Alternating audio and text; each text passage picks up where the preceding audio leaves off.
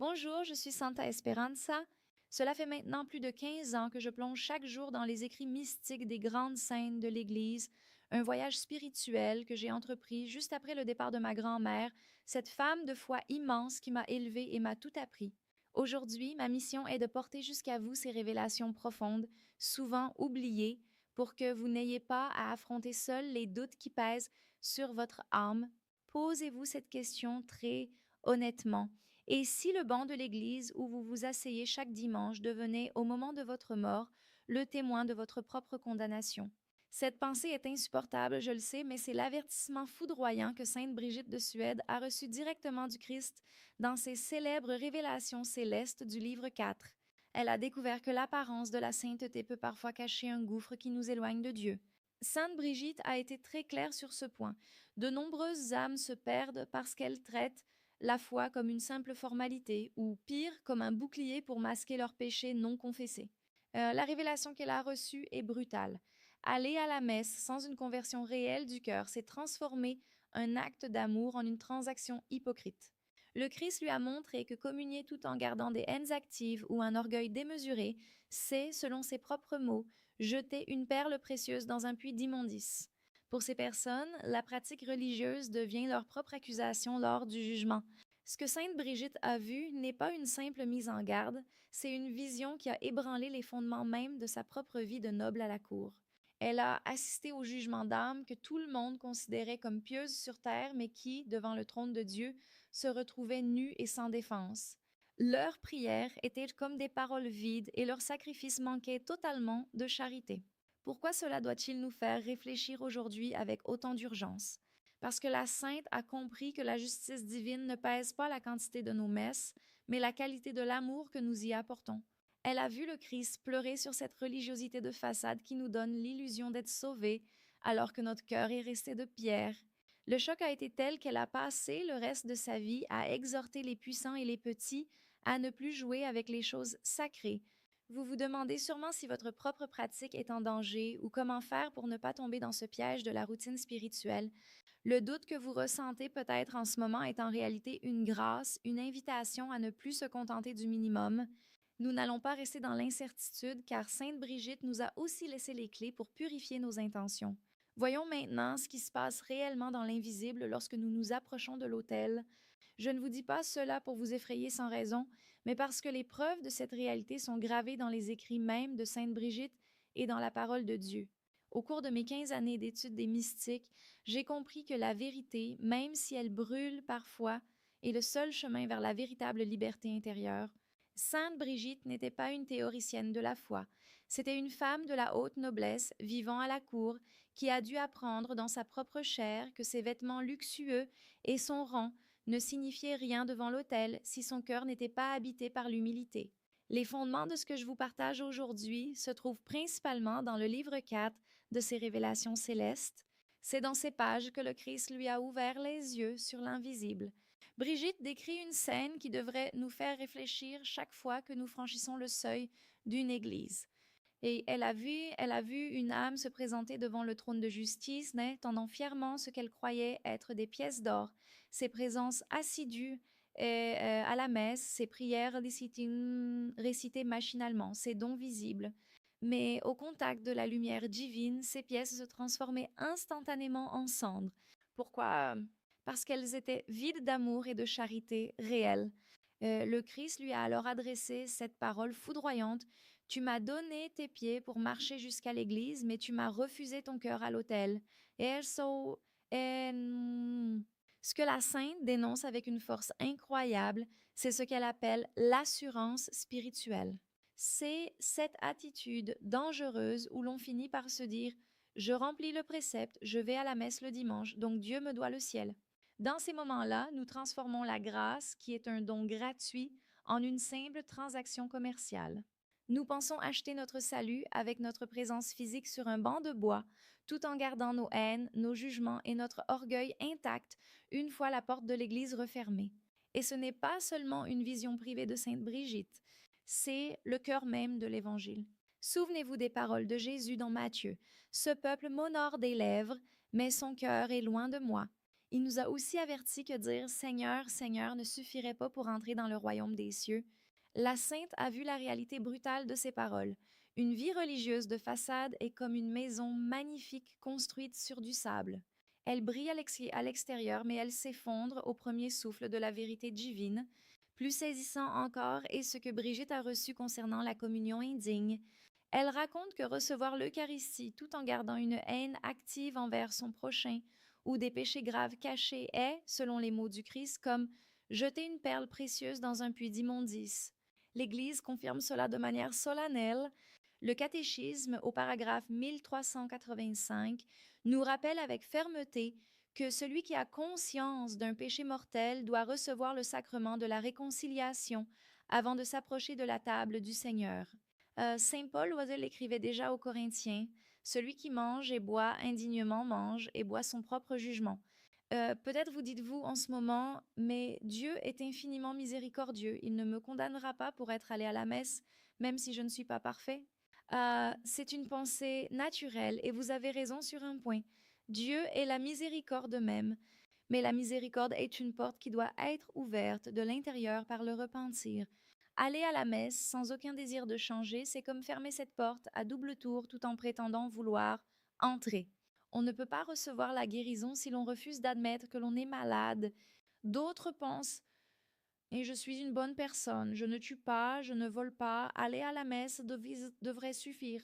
Mais Sainte Brigitte a vu que le jugement de Dieu ne porte pas seulement sur le mal que nous n'avons pas commis, mais sur la quantité d'amour et de charité que nous avons mise dans le bien que nous avons accompli. La piété sans la charité est une lampe sans huile. Elle ne peut pas éclairer le chemin vers le ciel. La routine est le poison de la vie spirituelle. Elle nous donne l'illusion d'avancer alors que nous sommes en train de stagner dans une tiédeur que Dieu rejette. Maintenant que nous avons posé les fondations de cette vérité, il est crucial de regarder votre propre vie avec une honnêteté radicale. Il existe des signes clairs qui montrent que votre pratique religieuse est peut-être devenue ce masque dangereux dont parlait la sainte. Regardez bien votre propre vie là où personne ne vous voit, car c'est là que Sainte Brigitte de Suède nous attend avec une vérité qui peut déranger. Vous est-il déjà arrivé, le dimanche matin, de regarder discrètement votre montre pendant le sermon, en calculant déjà l'heure du déjeuner ou les tâches qui vous attendent à la maison?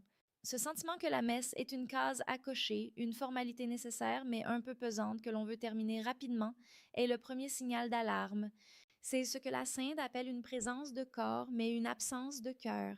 Vous êtes physiquement sur le banc, mais votre esprit est déjà ailleurs, fuyant la présence de celui qui s'offre sur l'autel.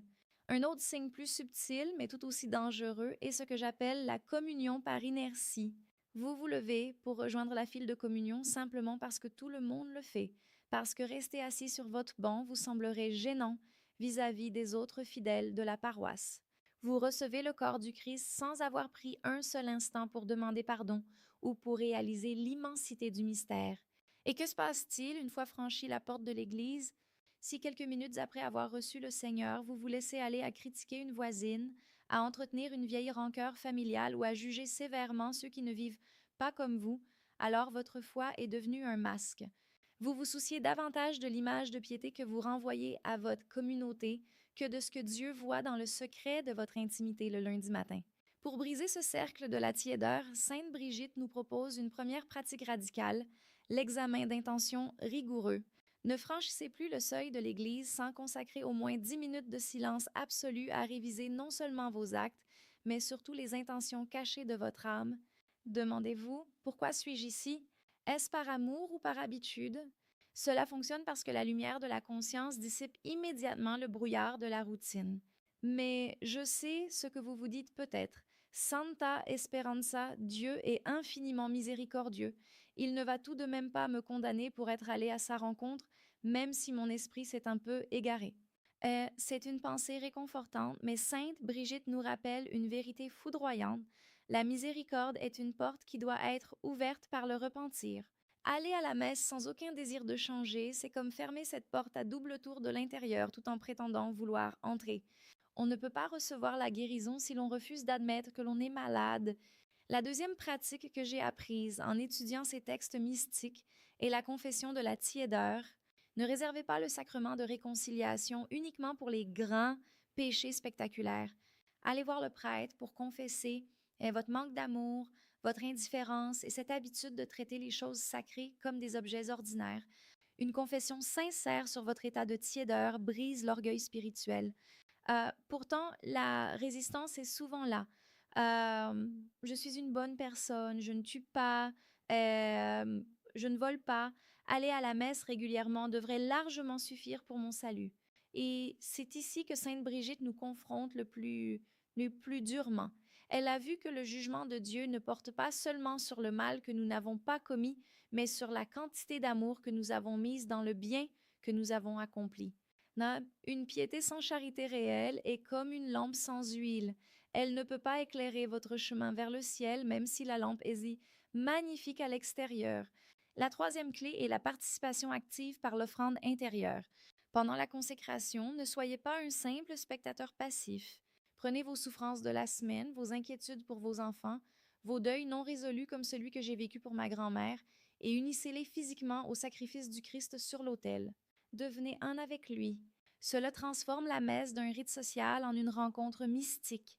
Mais je devine votre crainte. Est-ce que cela signifie que si je ne suis pas parfaite, si je me sens indigne ou hypocrite, je ne dois plus aller à la messe? C'est exactement le contraire. La messe n'est pas une récompense pour les saints, c'est un remède pour les malades. L'erreur fatale n'est pas d'être un pécheur qui lutte, mais d'être un hypocrite qui s'ignore. Reconnaître votre pauvreté et votre besoin absolu de Dieu devant l'autel est précisément ce qui commence à vous sauver. Pour protéger votre âme tout au long de la semaine, je vous encourage vivement à adopter l'habitude de la petite halte de Sainte Brigitte. Chaque soir, avant de dormir, repensez à à votre journée et demandez-vous: si le Christ me demandait mon cœur en cet instant, que lui tendrais-je? Des cendres ou de l'or? Cette pratique quotidienne empêche la croûte de l'habitude de se former sur votre sensibilité spirituelle. Incorporez également une dévotion particulière à la pureté d'intention, en demandant chaque matin la grâce de ne rien faire pour le regard des hommes, mais tout pour le regard de Dieu. Ce sont ces petits exercices de vérité qui, petit à petit, transforment le banc de l'Église en un véritable pont vers l'éternité plutôt qu'en un témoin de notre chute. Nous arrivons maintenant à un point de non-retour dans cette réflexion, car au-delà des pratiques et des conseils, il y a une réalité que Sainte Brigitte a contemplée et qui devrait nous faire trembler d'un tremblement sacré. Ce que nous emportons hors de l'Église après la bénédiction finale n'est pas seulement un souvenir, c'est une responsabilité éternelle qui pèse de tout son poids sur notre destinée. Chaque mot que nous avons prononcé, chaque geste que nous avons fait devant l'autel est en train d'écrire le récit de notre propre jugement. Savez-vous ce qui arrive à une âme qui a entendu ces vérités, qui a senti son cœur battre un peu plus fort, mais qui, une fois sa journée reprise, décide que c'est trop difficile de changer? Elle ne reste pas simplement là où elle commence à mourir à l'intérieur. Le danger de connaître la vérité sans la vivre, c'est que votre cœur finit par se transformer en pierre. Chaque messe vécue par automatisme après avoir été averti est une couche de glace supplémentaire qui recouvre votre sensibilité spirituelle. Vous finissez par ne plus rien ressentir, ni la joie de la présence de Dieu, ni la saine crainte de sa justice. C'est le début d'une solitude éternelle qui s'installe dès ici-bas, une indifférence sacrée qui est, en réalité, le signe le plus terrifiant du retrait de la grâce. Sainte Brigitte, dans une vision d'une intensité insoutenable que nous n'avons pas encore évoquée, a contemplé une âme qui se croyait lumineuse et sainte aux yeux du monde. Dans l'invisible, cette âme chantait des hymnes de louange, mais Brigitte a vu que de sa bouche ne sortait pas une mélodie, mais une vapeur fétide et obscure. Le Christ lui expliqua alors que les prières de cette personne, bien que parfaitement récitées, étaient empoisonnées par le venin du jugement qu'elle portait secrètement sur les autres paroissiens. Elle se croyait au sommet de la vertu, mais son adoration n'était qu'un miroir de sa propre vanité. Elle ne cherchait pas Dieu, elle cherchait à être vue par Dieu comme la meilleure de ses servantes. Brigitte raconte avoir vu une autre âme porter ce qu'elle pensait être une croix glorieuse, le fruit de ses sacrifices extérieurs. Mais devant la lumière de justice, cette croix s'est révélée être faite de plomb lourd et froid. Elle n'était pas un instrument de salut, mais le poids mort de ses bonnes œuvres accomplies par peur du regard social ou par habitude familiale. Le Christ a dit à la sainte une parole qui résonne comme un tonnerre: Cette âme a construit un temple magnifique à l'extérieur, mais à l'intérieur, elle a laissé les crapauds et les serpents de l'orgueil et de la colère ramper sur l'autel de son cœur. Imaginez l'effroi de cette personne qui toute sa vie a cru accumuler des trésors au ciel pour découvrir à l'instant ultime qu'elle n'avait amassé que du vent. Cette réalité mystique rejoint parfaitement l'histoire que Jésus nous a racontée sur le pharisien et le publicain. Le pharisien était, selon tous les critères humains, l'homme de foi idéal. Il allait au temple, il jeûnait, il donnait la dîme, il remerciait Dieu pour sa piété. Il occupait les premiers rangs, exactement comme ceux qui aujourd'hui cherchent la reconnaissance dans nos paroisses. Mais son cœur était une forteresse fermée. En face, il y avait ce publicain, un homme chargé de péché, méprisé de tous, qui n'osait même pas lever les yeux vers le ciel. Il s'est contenté d'un seul geste, un coup de poitrine sincère, en disant « Mon Dieu, prends pitié du pécheur que je suis ». Jésus nous dit que seul le publicain est reparti justifié. Pourquoi? Parce que le pharisien n'avait pas besoin de Dieu, il n'avait besoin que d'un public pour sa propre sainteté. Il utilisait le sacré pour nourrir son ego. Le publicain, lui, a offert la seule chose que Dieu ne peut pas rejeter, une fissure dans son orgueil, un espace vide où la miséricorde pouvait enfin s'engouffrer. Sainte Brigitte a vu que le ciel est rempli de pécheurs repentis qui ont eu le courage d'être honnêtes, et l'enfer est peuplé de personnes religieuses qui ont refusé de voir leur propre misère. Le monde vous dira que si vous êtes correct, si vous suivez les rites, vous n'avez rien à craindre. Mais la Sainte nous révèle que Dieu ne regarde pas votre livret de présence à l'Église. Il regarde la brûlure de l'amour dans votre poitrine. Ce qui semble être de la piété aux yeux des hommes peut être une abomination devant les anges si elle est dépourvue de charité. La majorité des chrétiens se contentent d'une religion de façade, mais vous, vous êtes appelés à une religion de tabernacle, où chaque geste est une rencontre réelle, sanglante et magnifique avec le divin. Je vous parle aujourd'hui avec cette intensité parce que je sais ce que c'est que de lutter avec l'apparence. Après le départ de ma grand-mère, j'ai parfois cherché à me réfugier dans les rites pour ne pas affronter le vide de mon âme. J'ai compris, à travers les larmes et l'étude de Brigitte, que Dieu préfère 1000 fois notre vérité boiteuse et nos doutes confessés à une perfection glacée et hypocrite. Si vous vous sentez lourd, si vous avez l'impression que votre foi est devenue un costume trop étroit, ne fuyez pas. C'est le moment où Dieu veut briser l'écorce de votre cœur pour y verser son huile. Si, ce soir, le livre de votre vie devait être refermé définitivement, que lirait-on à la dernière page? Le récit d'une âme qui a passionnément cherché à aimer ou le simple inventaire comptable de vos présences aux messes du dimanche? Je sais que ce que nous venons d'explorer ensemble pèse lourdement sur votre cœur en ce moment. Vous vous sentez peut-être accablé par le poids de vos propres manquements, craignant que vos années de présence à l'Église n'aient été qu'une coquille vide. Mais je vous en supplie, ne laissez pas la culpabilité vous paralyser, car c'est là que commence la véritable espérance. Le Christ a dit une parole d'une tendresse infinie à Sainte Brigitte pour des moments exactement comme celui-ci. Ne crains pas, ma fille, car la véritable contrition ouvre la porte du ciel que l'hypocrisie avait fermée. Cette promesse change tout. Elle signifie que dès l'instant où vous reconnaissez la froideur de votre pratique, cette même honnêteté devient la clé qui déverrouille la grâce. Votre désir de ne plus être une personne de façade est déjà en soi le début de votre guérison. Pour restaurer votre âme, dès aujourd'hui, je vous propose un chemin de retour très simple mais d'une puissance absolue. Le premier pas est de chercher, dès que possible, le sacrement de la réconciliation, mais en changeant votre manière de le vivre. Ne listez pas seulement vos fautes extérieures, confessez au prêtre votre tiédeur. Dites-lui simplement, mon Père, j'ai traité le Seigneur comme une habitude et non comme un amour. Cet acte d'humilité brise instantanément le mur de l'orgueil spirituel. Ensuite, lors de votre prochaine messe, ne cherchez pas à bien faire. Arrivez les mains vides, comme le publicain, et dites au Christ, je n'ai rien à t'offrir, alors je t'offre mon besoin de toi. C'est dans ce vide que Dieu peut enfin déverser son or mystique. En cadeau pour ce nouveau départ, je veux vous confier la prière que Sainte Brigitte elle-même utilisait pour purifier son intention. C'est une prière courte, mais elle a le pouvoir de recentrer toute une vie. Je vous invite à la dire avec moi ou à l'écrire pour ne jamais l'oublier. Seigneur Jésus, ne permets pas que ma présence dans ta maison soit ma condamnation. Purifie mon cœur de toute hypocrisie, afin qu'en te recevant dans l'Eucharistie, je ne reçoive pas un juge, mais mon Sauveur. Amen. Maintenant, vous êtes à la croisée des chemins. Vous pouvez fermer cette vidéo et reprendre votre routine dominicale comme si de rien n'était, ou vous pouvez décider ici et maintenant que votre prochain passage devant le tabernacle sera le premier jour de votre vie véritable. Lequel choisirez-vous? Si ce message a touché une corde sensible de votre âme, je vous demande d'écrire simplement Amen ou une courte prière dans les commentaires comme un acte de foi public. Cliquez sur le pouce levé si vous voulez vous engager à vivre une foi plus authentique et partagez cette vidéo avec une amie ou un proche que vous savez fatigué par la religion de façade. Ce sera votre premier acte de charité réel aujourd'hui. N'oubliez pas de vous abonner et d'activer la cloche, car nous reviendrons très bientôt avec d'autres révélations bouleversantes qui transformeront votre marche avec Dieu.